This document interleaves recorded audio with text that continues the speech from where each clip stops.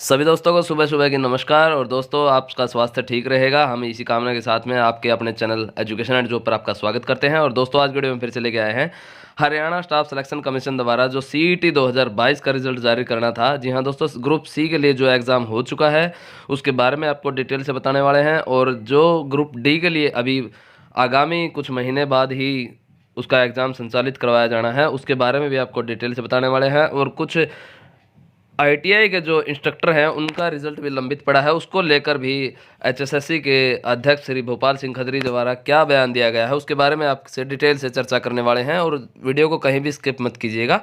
और दोस्तों, अगर आप चैनल पर नए हैं तो चैनल को सब्सक्राइब जरूर कर लीजिएगा ताकि इन फ्यूचर में आपके लिए कोई वीडियो लेके आते हैं उसका नोटिफिकेशन आप तक आसानी से पहुंच सके।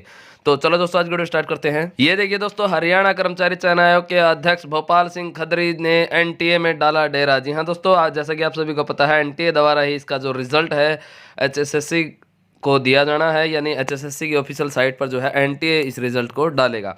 हरियाणा ग्रुप सी के 36,449 पदों के लिए सीटी का परिणाम जो ये जारी होना है। और दोस्तों, उन्होंने आगे बताया कि एचएसएससी इस बात से नाराज है कि उनका जो रिजल्ट अभी तक नहीं आया है और रिजल्ट जो है 8 और 9 जनवरी को संभावित बताया जा रहा है। सभी अड़चनें जो है दूर हो चुकी हैं, सामाजिक आर्थिक मानदंड के अंक जोड़ने के कारण ही इसमें देरी हुई थी। और दोस्तों, उन्होंने बताया है कि आगे परिणाम में देरी होने का पर आयोग के अध्यक्ष भोपाल सिंह खत्री जी ने नाराजगी जताई है। अब सीईटी परीक्षा का परिणाम जो है 8 या 9 जनवरी को संभावित है। अध्यक्ष ने एक दैनिक सवेरा न्यूज़पेपर को शनिवार को बताया कि आयोग ने 4 प्रोग्रामर पहले ही एनटीए में भेजे हुए हैं। उनके अगले दिन आयोग के सचिव विराट को एनटीए भेजा गया था। उन्होंने बताया कि अब वे स्वयं एनटीए पहुंच गए हैं। उन्होंने बताया कि चूंकि सामाजिक आर्थिक मानदंड के अंक सीईटी की लिखित परीक्षा में जोड़कर सीईटी स्कोर घोषित होना है, जिनके सामाजिक आर्थिक मानदंड के अंक नहीं होंगे उनके सिर्फ सीईटी के अंक ही घोषित होंगे। इसलिए आयोग ने उम्मीदवारों के सामाजिक आर्थिक मानदंड के अंक एनटीए को भेज दिए हैं जिन्होंने सीईटी परीक्षा दी थी, मगर एनटीए इन अंकों के अनुसार रिजल्ट तैयार नहीं कर पाया था, इसलिए आयोग के प्रोग्रामर भेजे गए थे। रिजल्ट तैयार, सिर्फ प्राइवेट एजेंसी से मिलान करवाना बाकी है। जी हाँ दोस्तों, हरियाणा कर्मचारी चयन आयोग के अध्यक्ष भोपाल सिंह खत्री जी ने बताया कि आयोग के चारों प्रोग्रामर ने एनटीए के प्रोग्रामों के साथ बैठकर सामाजिक आर्थिक मानदंड के अंकों को कैटेगरी अनुसार स्पष्ट करवा दिया है। उन्होंने बताया कि शनिवार को ये अंक सीईटी के अंकों में जोड़ दिए गए हैं, मगर अब एनटीए एक प्राइवेट एजेंसी से मिलान करवाना चाहती है।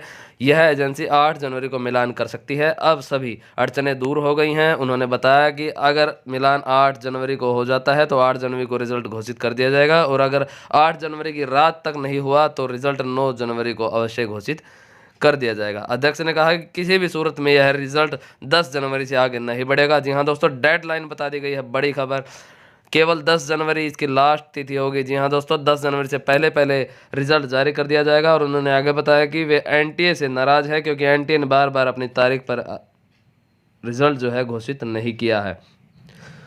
और दोस्तों, अध्यक्ष ने आगे बताया कि एनटीए अकेले सीईटी का परिणाम आयोग को देता तो आयोग स्वयं सामाजिक आर्थिक मानदंड के अंक जोड़ लेता, मगर यह फैसला हो चुका था कि एनटीए ही सामाजिक आर्थिक मानदंड के अंक जोड़कर सीईटी का स्कोर जारी करेगा, इसलिए ये अंक एनटीए को दिए गए।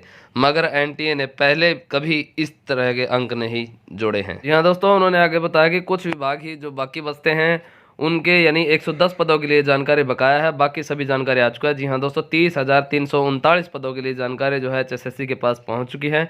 इनमें से कुछ डिपार्टमेंट है जिनकी नहीं पहुंची है।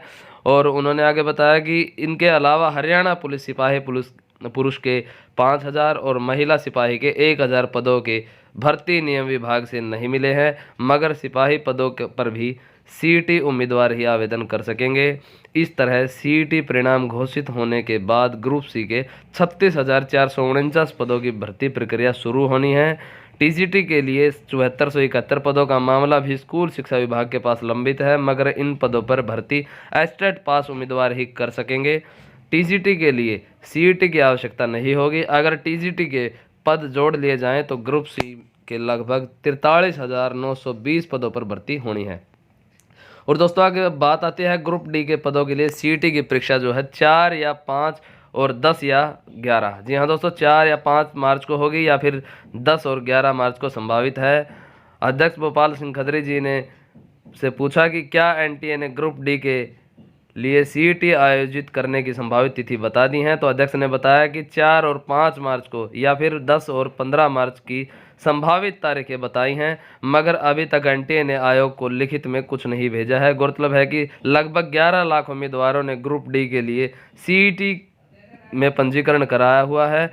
इसके लिए सभी की नज़रें ग्रुप डी के सीईटी पर लगी हुई हैं, क्योंकि हरियाणा सरकार ने ग्रुप सी और डी के लिए जो है सीईटी अनिवार्य किया हुआ है। और दोस्तों अब बात आती है आईटीआई अनुदेशकों का लंबित परिणाम तैयार है, प्रोग्रामरों के लौटने के बाद देखेंगे। जी हाँ दोस्तों, अध्यक्ष भोपाल सिंह खत्री जी ने बताया कि आईटीआई अनुदेशकों के कुछ कैटेगरी का परिणाम लंबित है। वे लगातार पूछ रहे हैं कि यह परिणाम कब जारी होगा। अध्यक्ष ने बताया कि यह परिणाम लगभग तैयार है, प्रोग्रामर एनटीए में बैठे हुए हैं, उनके लौटने के बाद अनुदेशकों के लंबित परिणाम को भी देखेंगे। जी हाँ दोस्तों, उनका जो रिजल्ट है वो भी जल्द ही जारी होने वाला है। संभावना जताई जा रही है कि जनवरी के एंड तक सभी का जो रिजल्ट जारी कर दिया जाएगा।